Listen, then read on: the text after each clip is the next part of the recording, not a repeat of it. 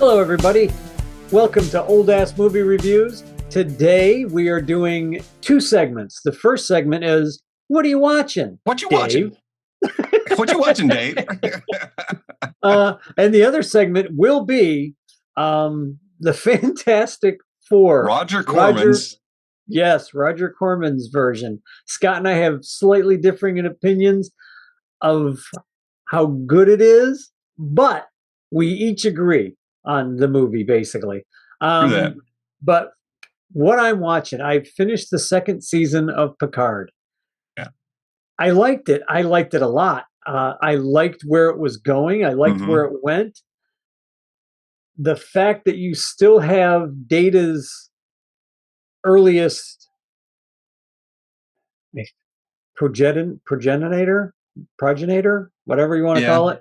Because he's kind of the reason Sung invented him in the first place. Daisy, get your nose out of there. Yeah, one of the things with that particular season, which I thought was cool, and I get really tired of time jumps and time travel. I really do, even though I'm a huge Doctor Who fan, and I mean, you can just it is different, but it's like, okay, let's stop going to this trough. Can we move forward? But this one is very neat because they get a chance to go back in the past, and they really reference so much of Star Trek for The Voyage Home. Yeah. And I thought that was really cool. I was waiting. I could see it coming a mile away, man. It's like, oh, no, they're not. Oh, they did. There's the same dude on the bus with the radio, only he responds a little differently this time. That was really funny when I saw that. And it's the same actor. It looks like the exact same actor. It is the exact same actor. Yes. I like whenever they're first coming up with the idea. They got the Borg Queen. You know, they're basically gonna kidnap the Borg Queen because she thinks on a quantum level. She sees all the different universes. She knows all the different timelines. And the doctor, the professor, what's Agnes? Agnes, I can't think of Girardi. Girardi, I think. Yeah. Girardi. Yeah. Thank you.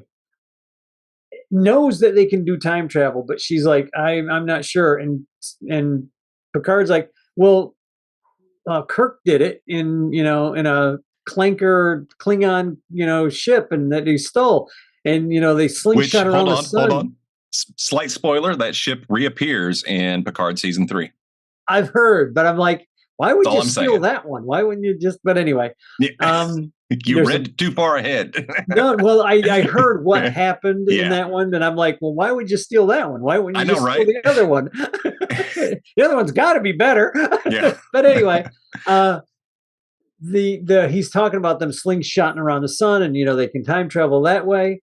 And Agnes says, "Well, I guess we got to take her," pointing at the Borg Queen. Yeah, of all things. Why? She's like, well, Kirk had Spock. We don't have Spock. No, they needed a brain more powerful than could compute on a quantum level. Yeah, and so that was kind of funny. Of all things, to talk about making a deal with the devil. I mean, when they decide to take the Borg Queen, I mean, you know it's going to go wrong. You just know it because she is so damn smart. There are so many times that I would have just vaporized her. I know, right? Like after that ship crashed, I'd have been like, because they had something that could fix the ship after the first season. What the hell happened to that tool? Yeah, I know. Right? Yeah, we're just going to leave that away. Just forget about that one. Or we're just going to conveniently forget about that tool. We lost it. I mean, we're moving so much. But there was one point where the Borg Queen said something, I think, to Picard about his past or being whatever. And, basically she's telling him, I'm going to take over the ship. I'm going to get mankind. I'm coming back whether you like it or not. I would have just vaporized her. Maximum setting, zap, gone. Yeah, I would have too. I'd have been really quick to it, but I'm glad they weren't. Well, it makes sense. I mean, and I think it all pays out in season 3 from what I've heard. Like I said, I've tried to ignore it, maybe. But see, watching the second Picard, it seems like, oh, by the way, everybody, we spoil everything. So if you watch season 2 of Picard. Season 2 has been out for over a year. Sorry if I spoiled it. But what was I going to say? Oh, I see how it could have worked really, really cool. Yeah. With him, had he actually in the first season been healed on the Borg ship and been his Picard self, Locutus also, because then he would have still had nanotech in him. I thought that's where they were going to go. That's what they should have done. That's where I thought it was going. You know, and I just want to ramble a little bit because the Borg is one of my favorite creations. Right. And I mean, how can you not be scared of such a hive mind? Be terrified. It's a singular being basically, and it is insane. They are legion. They are demons. It's insane. But anyway, enough of that. My fear of the Borg is strong. So Picard's should be too, and so should everybody's. And it was so for them to bring her on the ship and do it, knowing that I would have had to vaporize her. But what's really cool is we get the good story of Agnes being basically taken over by the Borg Queen, but being able to maintain some humanity. Yeah, when she's going to kill Seven, when the Borg Queen's going down to kill Seven, and her hand just stops, and she's like looking at it, like trying to force it down, like almost putting both hands on it to push. She can't. It's just so good. Yeah, it is so good. No, Agnes is back. So what I'd love to see is I'd love to pick the brains of the writers on where the future of the Borg is going. Because things are going to change. Well, I like how Agnes, real quick, in the second season, they do time travel. They go back to the 21st century. So it's right now. And I do have one really... They, like you said, they did do a couple of heavy-handed things, like, oh, they're destroying their atmosphere. Oh my goodness, they're using gas-powered engines. Well, guess what? That's what we should be using until you get some better tech, and the tech should be there before you give up your tool. All right, amen. You know, you don't use your fist for a hammer. Well, you just don't. You don't throw away your hammer and then go use your fist against it. You know, then put a nail. You do if you work where we do. Yeah, well, that's different. Sorry, but there are a couple of moments where I was just like, you didn't really have to go there. But then I started thinking, well, they've mentioned all that in the past. They've mentioned a lot of the stuff in the past, even back in the '60s in the original series. They've talked a couple of times about humanity and war and this and that. It's all there. It's just it's all in the delivery. The messages have always been there. The stories have always been there. Just shining a mirror on society in its current form and saying, "Hey, we can do better." I think it was the delivery of the line. Like they just seemed like, "Oh, let's just throw this out there right now." So okay. They showed the city of Los Angeles, which I was actually shocked. They actually showed the tent city and how fucking shitty it is. Yeah. But they're sitting there going, well, this is terrible. This is horrible. Well, it wasn't horrible until just a few years ago. I'm not mentioning any names who could have caused a whole lot of problems, but I'm just saying. That's another podcast when we haven't started. Which won't start. But what I'm saying is, like, they hit you heavy-handed with it, but then real quick, the guy tries to rob Seven. No, he tries to rob Raffi.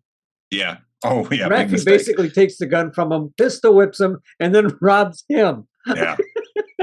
Which I thought was hysterical. I'm like, I'm with Raffi. I'm with Team Raffi. She's a great character. Yeah. I had heard, and I think I talked to you about it through text. The relationship between Seven and Raffi. I've heard people sit there and they were decrying it. And they're like, oh my God, oh my God, oh my God.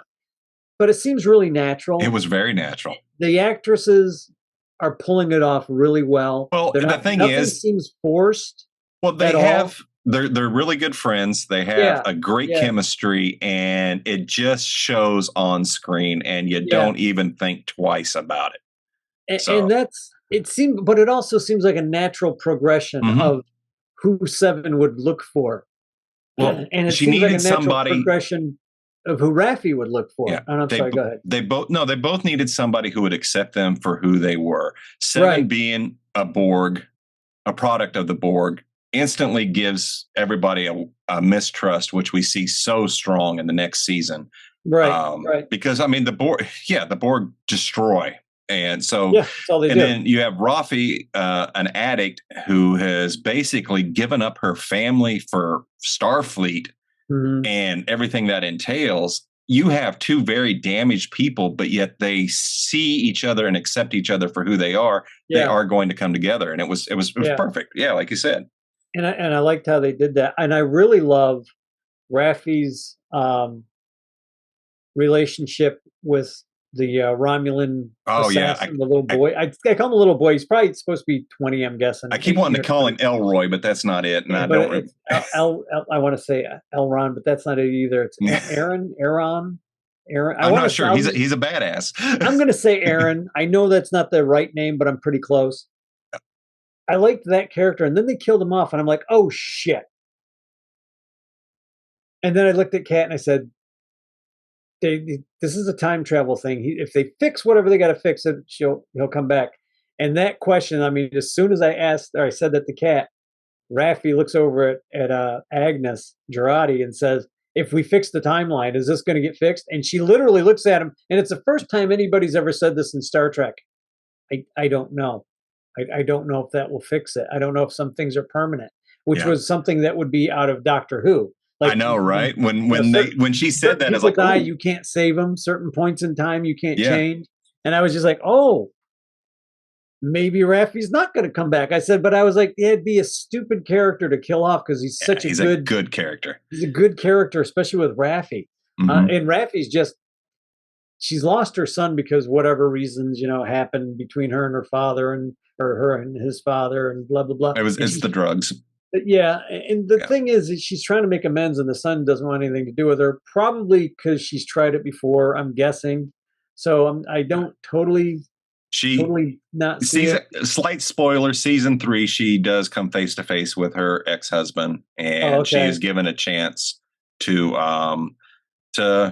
possibly make amends and have the family, but we know what she chooses. Right. So, okay. Yeah. Right. It's not family. It's her other family. So yeah. Well, that's what, and there's nothing wrong with that either. Yeah. I mean, it's good. They really did a good job of exploring the depth of these characters. Do you mind if I segue off into something on this? Go ahead. One of the things I really love. What we do. I know, but I'm staying in Picard season 2. Right. Okay. One of the things that I found was incredibly touching is how we got to look into Jean-Luc's past as a child. Oh. And to know that this is actually somewhat Patrick Stewart's true past, modeled on his upbringing. Yes. He grew up in a very violent family. His mother was abused. So there's a lot of things with this that Patrick Stewart, I'm thinking as an actor, man, he had a lot to work with. Yeah. But it was such a touching little thing to see into Jean-Luc and why he thinks the way he does and stuff. There was a moment in that storyline, and I'm going to get real personal here for just a second, folks. So please forgive me, but this is Dave opening up. And hugging rainbows. That's not a rainbow. That's not a rainbow. Put it down, son. There was a point where I forgot what exactly it was, but young Jean-Luc is they're playing hide and seek and him and his mom, and the mom turns around and says or does something, and man, I had a moment of PTSD. I just started. Like, I'm in a Picard episode in a Star Trek show. It literally got me. I mean, it hit me, and I was sitting there just shaking, and I started welling up. And my wife looks over at me. She's like, "Oh my God, are you okay?" And I was just like, and I couldn't breathe for it seemed like it lasted forever, but it was probably 10 or 15 seconds. Right. And I was just like, oh my God. And I was like, I had to hit pause, and I got my shit together, and I was like, wow. She goes, hit a little too close to home, huh? And I was like, yeah, that was close. I said, that was real. And now with you talking about Patrick Stewart's life, I was like, shit. I'm not alone. You're not. But I do like that they went good there. The acting in this was really good. It was a good moment. Yeah, it was. That's the beauty of Star Trek. We can talk about the things we don't like of the show or the spin-offs and stuff like that. But next. Yeah.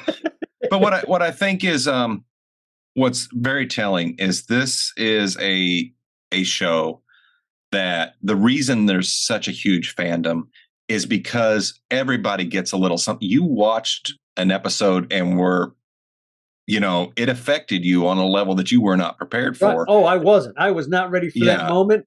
It came out of left field, man. I have a special love for Discovery only because I feel such a connection to the character of Michael Burnham. There's so many parallels in her life that equal mine. So when I see her, I feel represented on screen. So it's like, wow, I know, because I'm a young black woman. No, but that's... Well, yeah. You're a young, attractive black woman and commander of a ship. That's right. Yeah, that's the parallels I see, folks, now. You can be that now. You can be that now. Okay.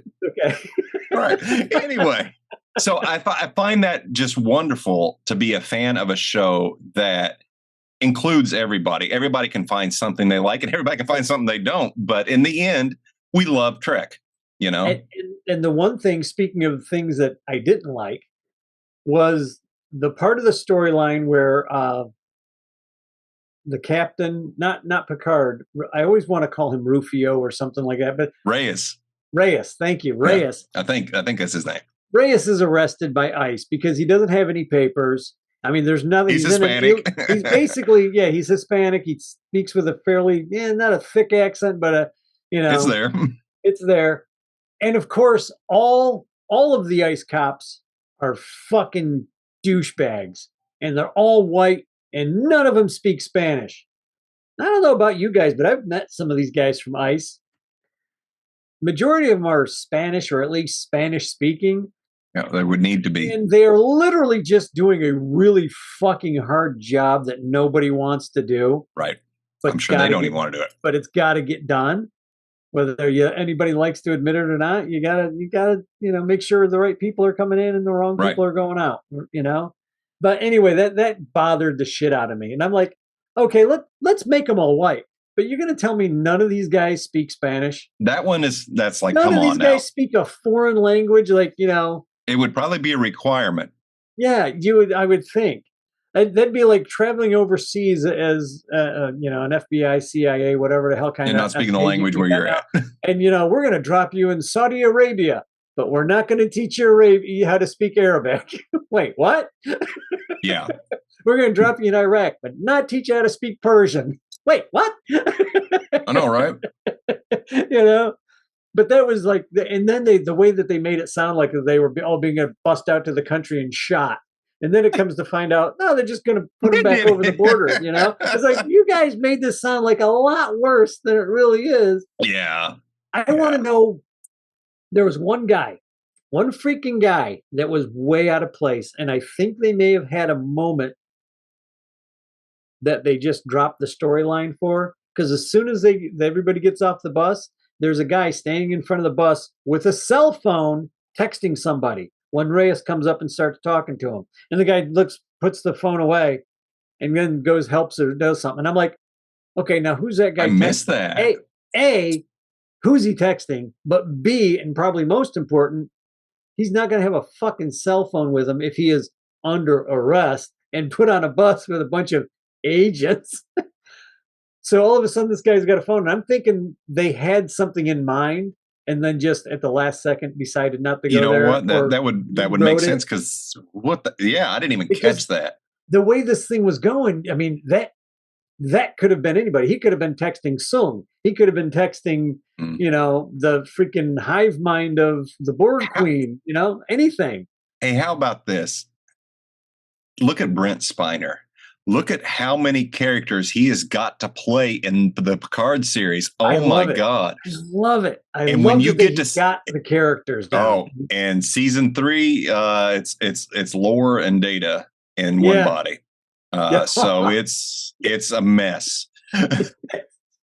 They should have just left him dead. He wanted to just be left dead. but they had to bring him. You got to bring him back. I mean, as much as you like, we killed the guy off, you got to bring Data back no matter what. Yeah. The way he played Sung in this, season 2. God. Wow. Well, he's a great actor. What's funny is I guessed everything that was going on. I was like, okay, he's doing genetic testing. The government's giving him shit. Of course he is. This is the beginning. I looked over at Kat. I said, this is the eugenics wars. They said, this is amazing, and how they made it work. He's the guy. He's Sung's character. His family is the cause of the eugenics wars, which wipes out the planet Earth and causes a nuclear holocaust, and then causes Khan Noonien Singh to show up in the original series. I'm like, this guy. And then, of course, you get Data, who is like nothing like the rest of them. And when you meet Noonien Singh, or you meet Sung in the series, and they sound very much alike. The Next Generation, you meet his creator finally. He's nothing like the rest of his family. No. It's like they finally figured it out. Like, maybe we shouldn't be a bunch of psychotics. We'll just go create life now. Right. Yeah. It's been a good series. I highly recommend it. If you're a fan of Trek, it's well done. This third season, since you're waiting to binge it, which you've got 3 episodes left. It's I think it's on tomorrow. So yeah. So number 8 drops tomorrow. Number 8 drops tomorrow. So I guess I could. No, that's gonna. Dude, you can catch up. It's not going to take me 2 weeks to watch this. I am pleasantly shocked that I enjoy the show so much. Yeah, I'm glad you did. I knew you would. And I gotta say, like, the things that everybody was complaining about, I get it. I mean, I see like the heavy fisted, but they were just moments. It's not like the whole thing. Yeah. Yeah. A couple of moments that probably didn't need to be written. And that was, just somebody that was like, I got a flag to fly kind of thing. Yeah. But none of it really bothered me, because none of it lasted long enough for me to go, well, that sucks. This guy's going on a preaching mode now. They never did. Yeah. It was just never do. There was a few moments in that season where I'm like, wait a minute. Yeah, I get it. I see it. And I know whatever you warned me, I was like, oh, it's going to stick out. And they did. They really do stick out, man. Yeah. They do. But you knew it was coming, and you gave it a shot, and I'm glad you did. So I'm looking forward. It's been really good. I'm really looking forward to season 3. And I got to say, real quick, and then we'll go into White Lightning. White Lightning?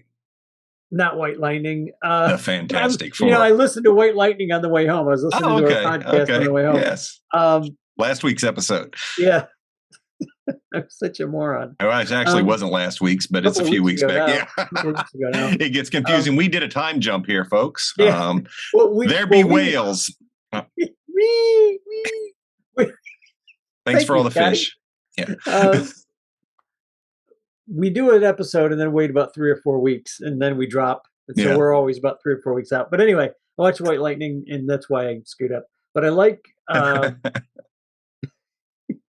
When do we get the Fantastic Four? I forgot what the hell I was saying. Oh, about Q, the character of Q. The very end is really good. Yeah. I don't know if they should have had the hug. I think maybe an arm-to-arm handshake, something. But then the hug is kind of like, if it wasn't there, I would probably be saying maybe they should have had him hug. They have such a screwed up relationship from the beginning. I don't think Jean-Luc initially ever considered Q to be a friend the way Q saw Jean-Luc. I believe Q really thought that was his best friend in the world. Yeah, in the entire universe, this is the one human that gets me, kind of thing. And Jean-Luc's like, no, I don't. Leave me alone. You at all. Your mind is working on like 20 different quantum levels that I have no idea what the hell you're doing. But I like when you find out why Q was doing it the whole time. Yeah. And it's like, it was basically to heal his friend. He did. Before he dies. And then when Raffi, Raffi's got her hands around Q's throat at one point because she's blaming him for killing her adopted son, for lack of a better term. Yeah. And Q's like, well, you could kill me, but it's not going to bring him back, kind of thing. And he says something to that effect. And everybody's like, he's our only way home. We're not going home without him. And she says, well, you killed so-and-so. And Q just gives her that Q look. It's like, who? And you're like, oh, you fucking prick. John Delancey is wonderful. Such that face. And then he's so good. Whenever he does the finger snap and everybody's back on the ship and everybody's stopping the destruction and blah, blah, blah. No, there's one ship. Everybody's throwing up their deflector shields to stop this big quantum flux that's going to just rip a hole through the galaxy. I mean, you see where this thing is going to go. It's just going to wipe out about 5 or 6 or 25,000 planets and probably just keep going. So they're throwing up their deflector shields with the Borg ship, and there's one ship that doesn't have its deflector shields up. So they have to contact the ship, and Raffi's trying to get through, like, ship whatever the name of the ship is. And the kid, her adopted son, is sitting at the controls of the deflector shield. He's he's looking around, like when the thing comes up, he's looking around like, what the hell just happened? And he's like, Raffi, I was just on it. She's like, don't worry, just raise your shields, get your shields up. And he's like, click, click, click. He just starts typing away.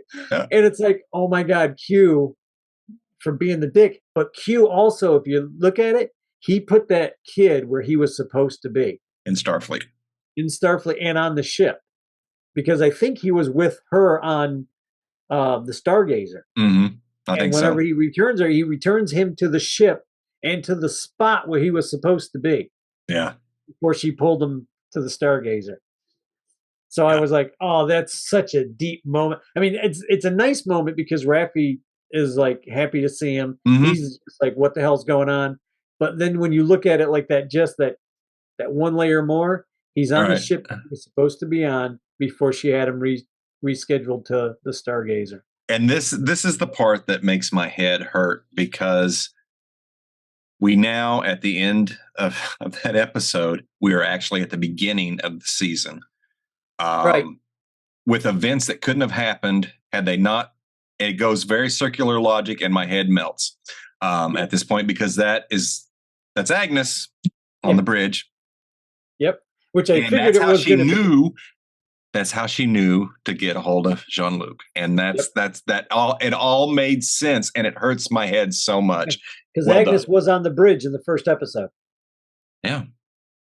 In two different spots. So something might have happened in that, of being the outcome had changed. And the only thing that you can really put it up to is Q having godlike powers. Yeah, well, I mean, that's the only way to explain Q as omnipotent. Obviously not immortal, or is he? Yeah. Q works in mysterious ways. I think something's happening to Q that he's unaware of. It could be. And I think he does think he was dying, and he may have died in a Q sense, but been reborn in a Q sense too. So there's no telling how powerful, whether he'll be weaker or more powerful when he comes back. Yeah. Just my opinion. Cool stuff. My final say on this for me is, if you like Star Trek, Jean-Luc's getting kind of old now, so that's why season 3 is it. Glad they're only doing 3 seasons. But I enjoy it. I enjoy the heck out of it. It's really well written, well acted, of course. I mean, they have some, like I said, we got some moments in this that are just like, holy crap. You have got pretty much a cast that has been acting for most of their life. Right. They better be good at this point, and they are. Everybody just brings it. It's so Stewart, good. Well, you know what movie? You remember what movie he was in that we watched? Excalibur. And he was young. Long time. Yeah. Yeah. Such a good movie. But yeah, I highly recommend it. So I still have a problem with them swearing, but that's me. Yeah, I get it. So Picard is a go for Dave. All I have been watching, it's me too. I have just been watching the new season of Ted Lasso, which is possibly the last season of it. Love it. Such a good, feel-good show, and I recommend everybody watch it. Also, started the new season of Superman and Lois, and nice. It's slow and depressing, and I really hope it picks up. It's a little too heavy at the moment, which the show has never really been a superhero show. It's always been a family drama show with Superman in the background.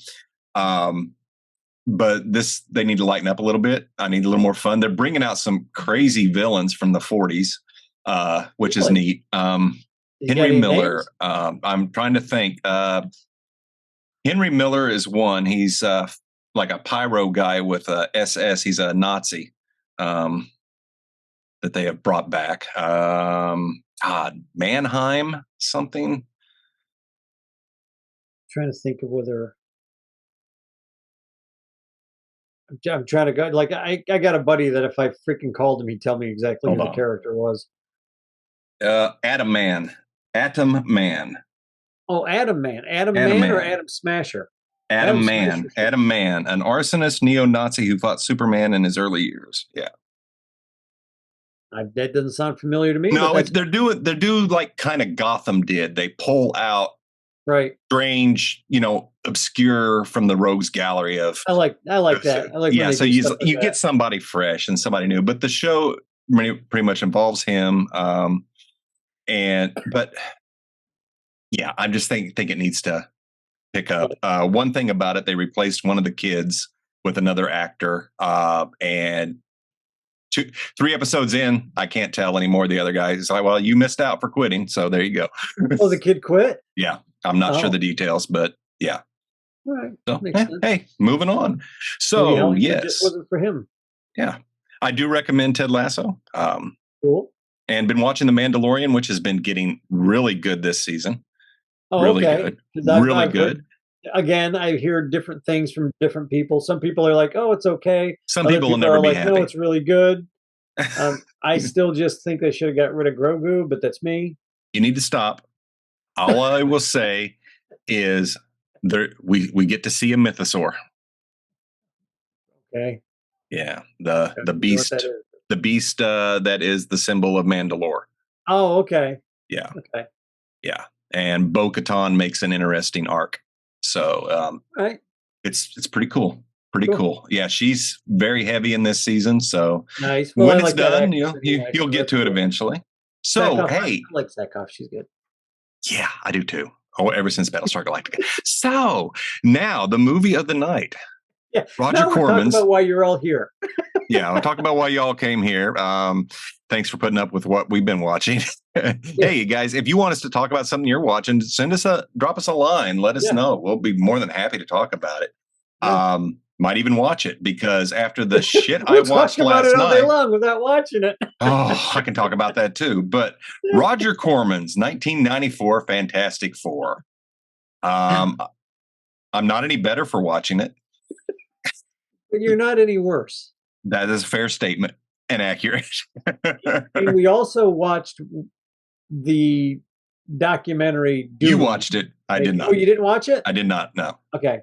So you'll have to tell me about why this movie was the way it was. It just gives a lot of background info on it. And let me talk about Doomed, the making of Roger Cormans. Let's do that.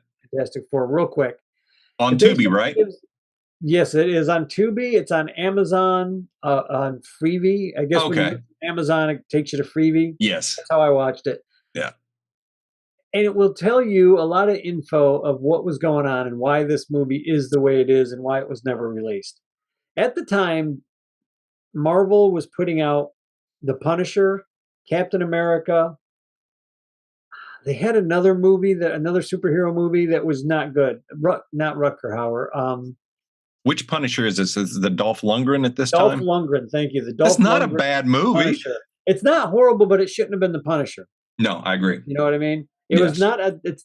If you had read the comics and then gone to see this, you'd have been like, "What the hell am I watching?" Yeah. Dolph Lundgren had the build. They blacked his hair. He looked like the Punisher. No skull. His knife had a skull on the end of it or something. I'm like, that's not what you do with the Punisher. No. Not what you do with the Punisher. He lived in a sewer on a motorcycle. If I don't even remember. That's where his hideout was. But anyway, that was the level of superhero they were doing. The Captain America movie, they had Captain America. They had the shield. They had the costume right, except for the fake ears on the outside of the head. Oh, yeah, the wings. And then the guy really didn't look the part of Captain America. I mean, he's tall, he's okay looking, I guess, but he wasn't like just ripped like Captain America. The story kind of stank, low budget. So they were like, "We're going to do Fantastic Four." They did another movie. I'm almost sure they did another movie, but they're going to do the Fantastic Four. Well, it turns out the guy who had the rights to the Fantastic Four was going to lose those rights unless he made a movie or did something with those rights. So the company, whatever company it was that he worked for, got a hold of Roger Corman. Can you make a movie for $1 million? Fantastic Four. Roger Corman, of course, is like, oh, and get a couple of guys. We'll talk about it, see what we can do. Roger Corman knew the background. He's not a dumb guy. He knew about the Fantastic Four. So, long story short, Corman takes the money and runs. He's going to make this movie, and I'm still confused on whether Roger Corman knew that this movie was never going to be released or not. It is, to my knowledge, the only movie that Roger Corman ever made that was never released. This guy released everything. The Wasp Woman, I think, was a Roger Corman movie. If I remember correctly. Eat My Dust. Eat My Dust was Roger Corman. Yes. I have a new appreciation for that movie. Yeah, but they got some writers, they got some guys together, they got the actors and the actresses. They tried to do a good movie. The problem was they only had $1 million. That's a big problem. In just a couple of weeks to shoot it. But none of the actors were told that it wasn't going to be released. They were all working on it like it was going to be a thing. That sucks. Chris Gore from Film Rants, I've talked about him before. He was the on-site news guy. Like, he would make articles and write about what was going on. His magazine was basically, at the time, the only one covering this movie. So that's really the only reason anybody even knew about it. Push comes to shove. They've run out of money. Nobody's given these guys any money. So the guys who did the music, they took $6,000 of their own money, hired a 30-piece orchestra, and did the music. Oh, wow. That's how much they wanted to see this movie get done. The writers, the editors, the guys that were doing the really cheap, cheesy special effects only got done, but they only got done because the people were doing them in their spare time. There was no money. And back then, in 93, well, how much special effects could you do? I mean, now that tech is bad.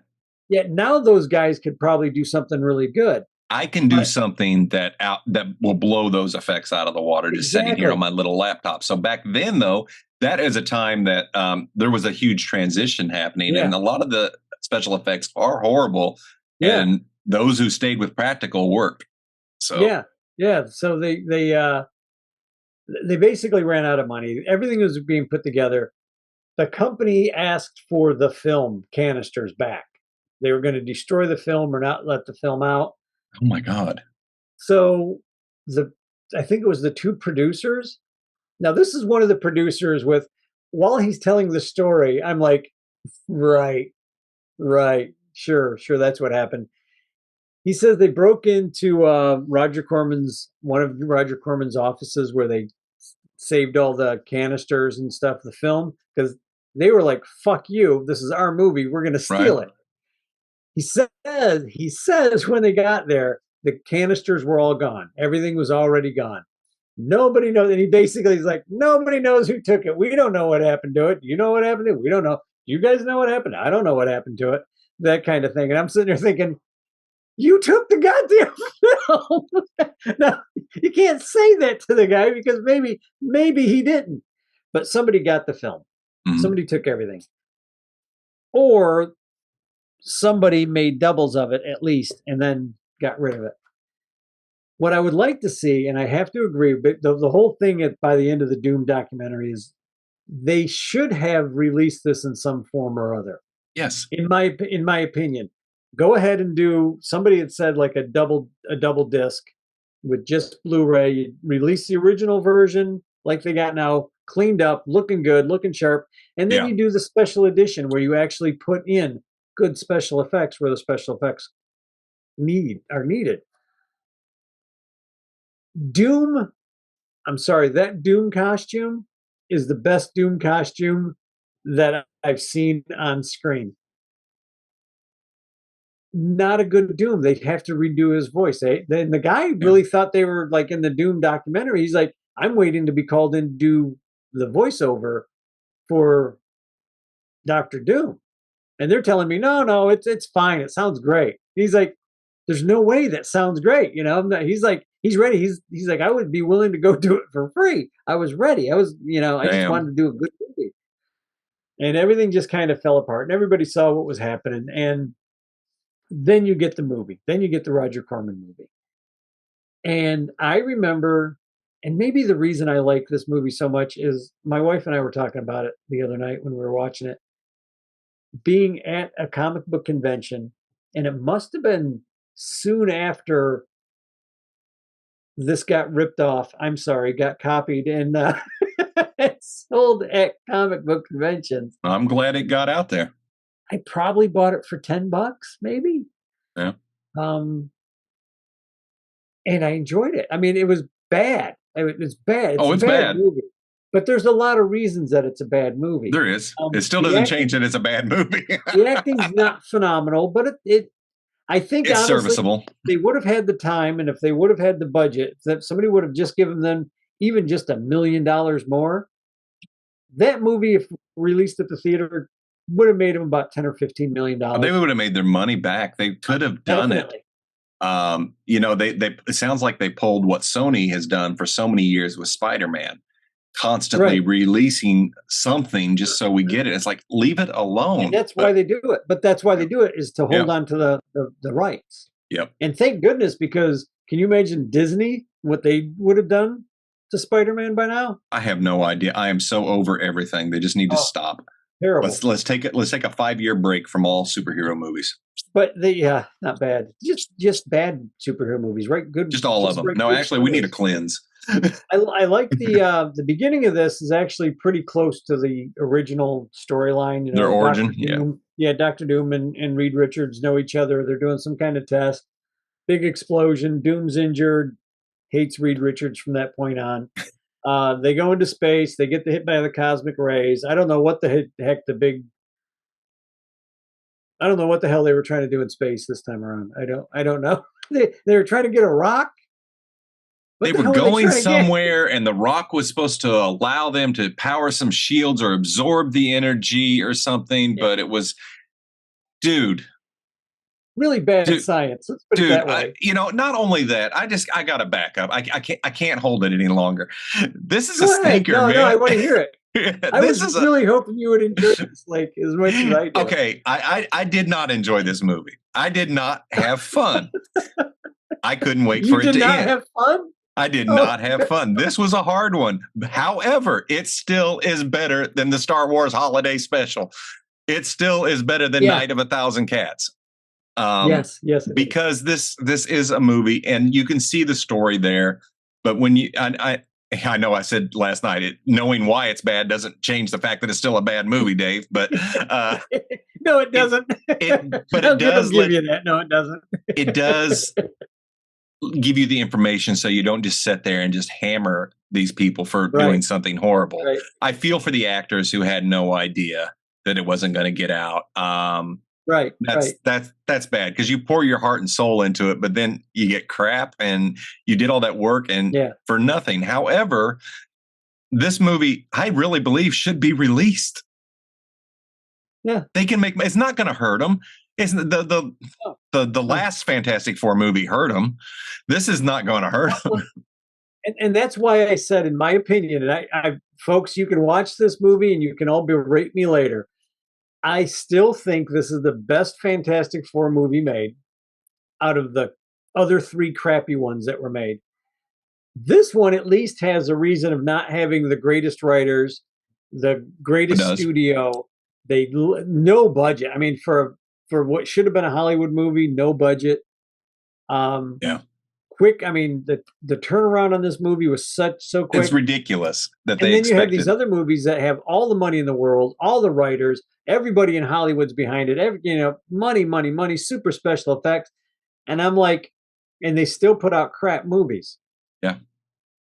They still put out crap. They still couldn't that show makes you sense. Galactus. I see what you're saying. My ass. Yeah. My ass. Fuck you, Hollywood. And the horse you rode in on. Yeah.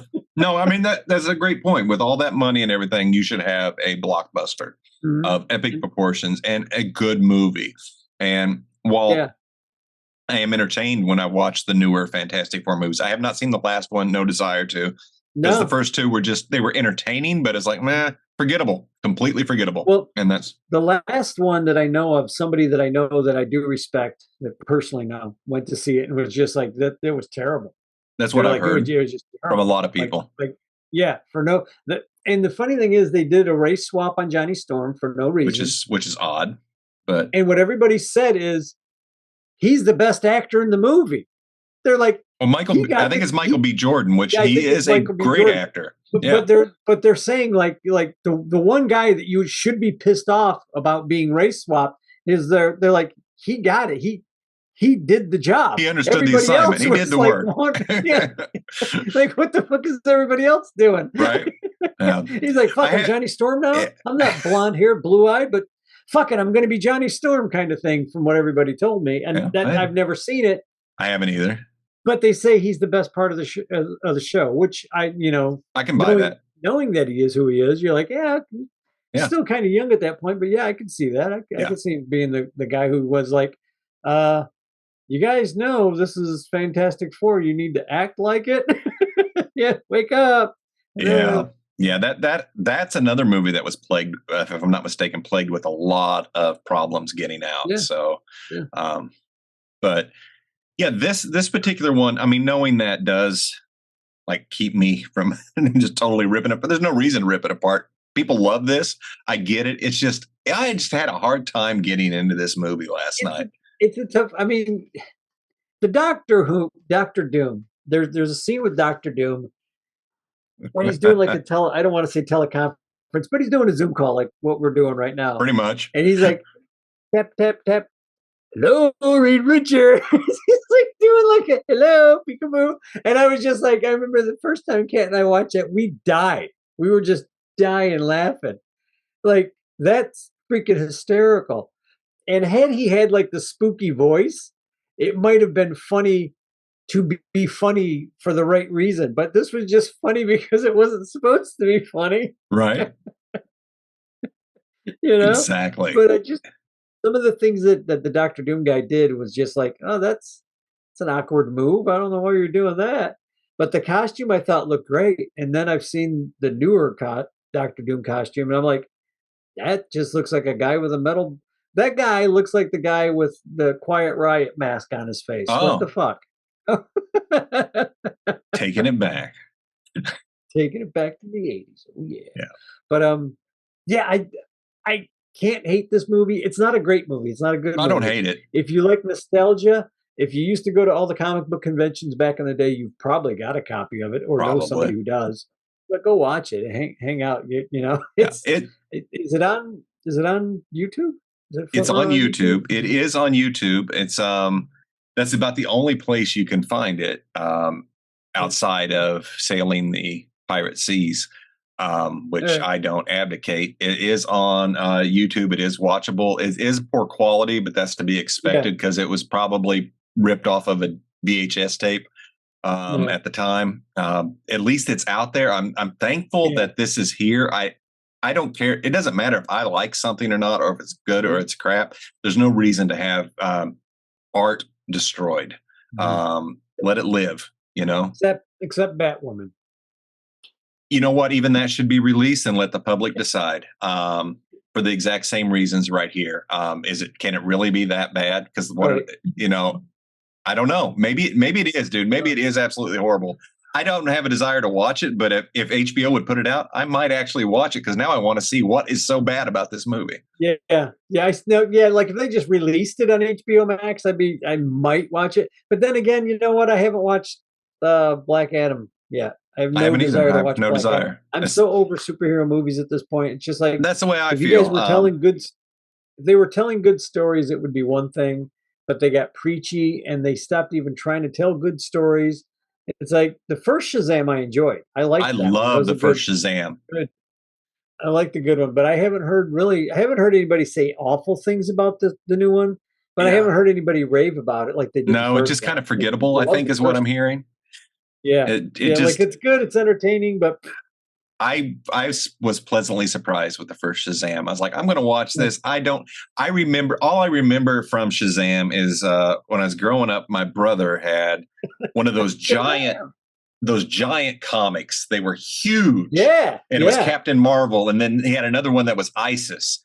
And I went through those two so much. And that's all I remember about Billy and Shazam and all of that. It's a cool character. But I enjoyed the first one. The second one, I am hearing that it's, I guess, just not that great. I think the first one was so funny, and I hate, as you said, this is an overused term, and I'm going to say it till I get something else. It had heart. Yeah. It had heart. Well, I like the kid that played the Billy Bats, and I like the actor who played Captain Marvel, who is actually what is now referred to as Shazam because lawsuits. Yeah. But I too many Marvels. and I'll tell you what, if they come and do and release that on HBO Max, maybe we should watch that. Did we do a review of Shazam? No, but I'd be more than happy to. Yeah, maybe like if it comes whenever it gets released, maybe we can do a twofer. We can, because it should show up on HBO.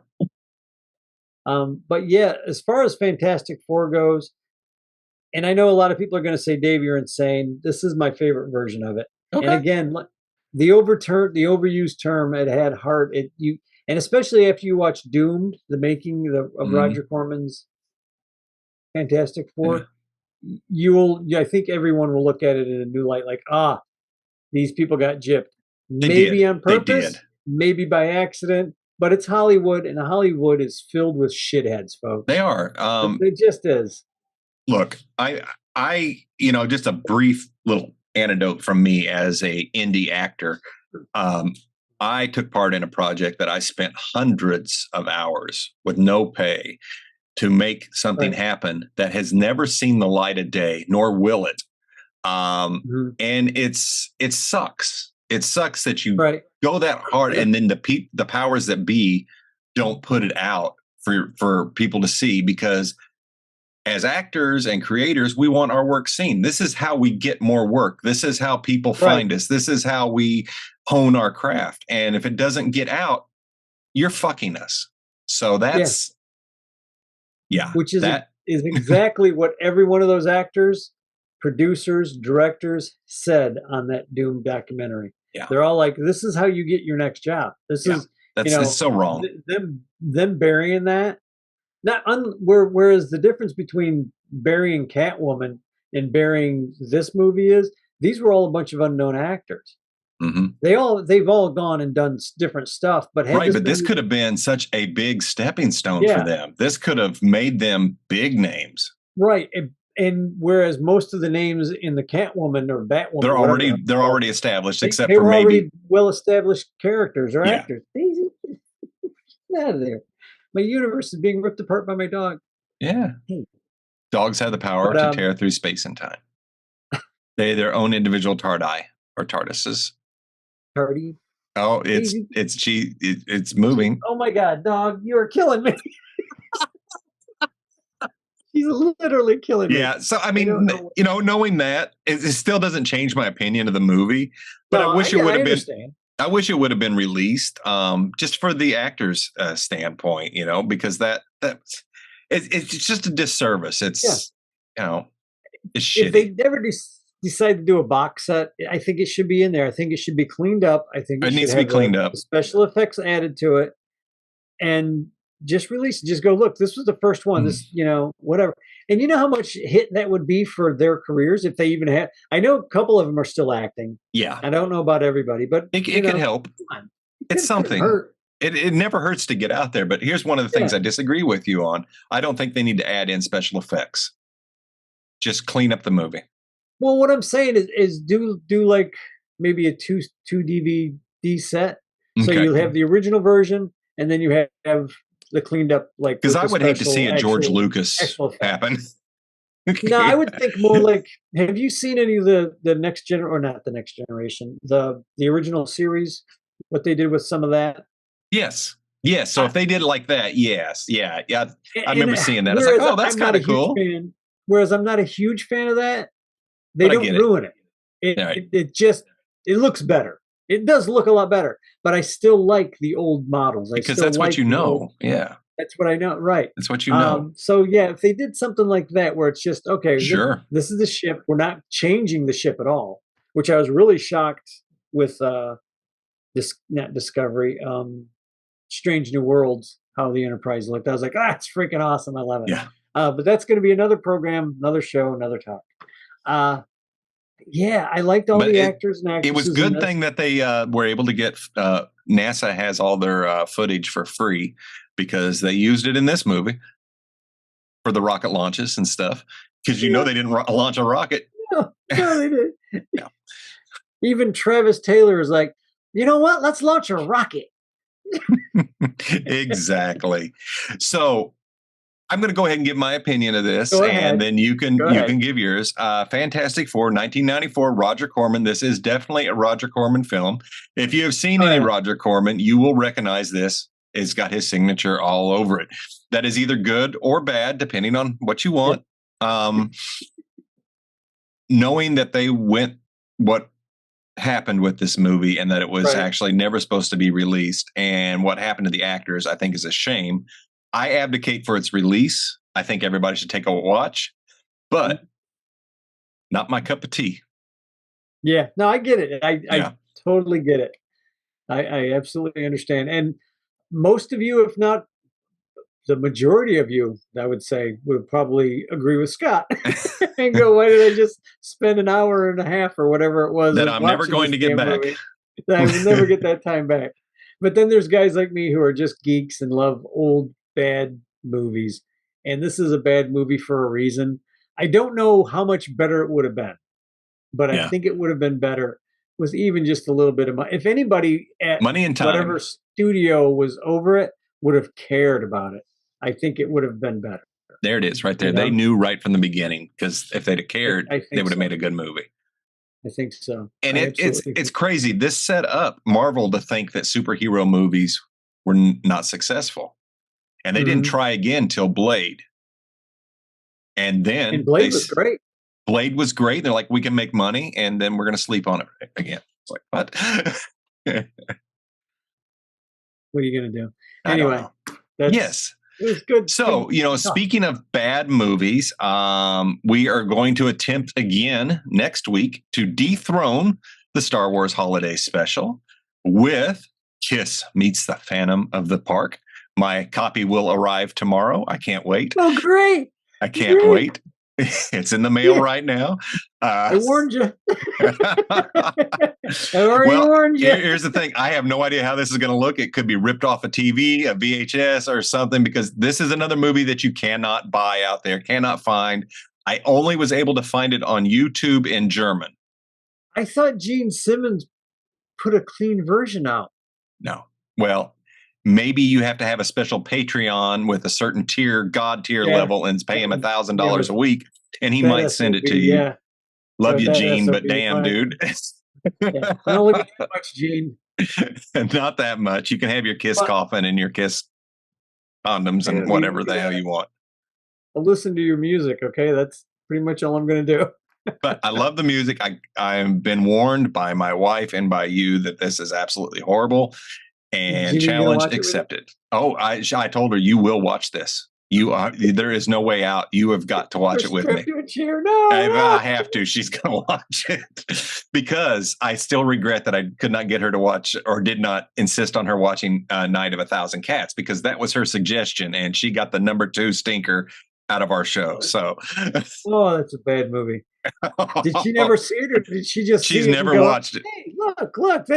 That's got an awful name. Use that one. Somebody on some group that she's part of posted a poster or whatever and said this is really horrible or whatever. It's okay. Oh, well, she's like, you guys should watch this. I was like, okay, we'll watch it. So we still do horrible movies, and Kiss Meets the Phantom of the Park is going to be the thing. Thank you to all our listeners, new and old, and thanks again for listening. Please hit the like, hit the subscribe, hit the share. Tune in next week to hear our thoughts on Kiss Meets the Phantom of the Park. And I know Dave has got an interesting story probably to tell about it. So, that's going to happen. We will see you next week. Cheers.